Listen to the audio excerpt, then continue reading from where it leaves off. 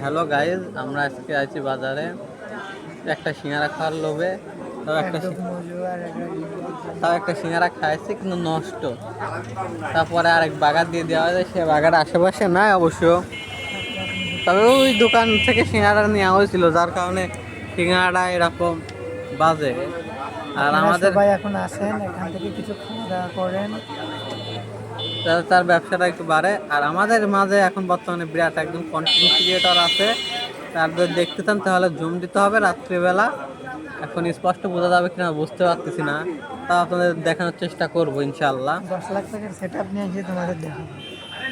এই দেখুন একজন সেলিব্রিটি কন্টেন্ট ক্রিয়েটর, তিনি এখন ভিডিওর কাজে ব্যস্ত আছেন, তাই আমাদেরকে এখন দাম দিচ্ছেন না। যেহেতু দাম দিচ্ছে না, তাই আমরা এখন বাজারে ভ্যানে বসে আছি প্রাইভেট জেট নিয়ে।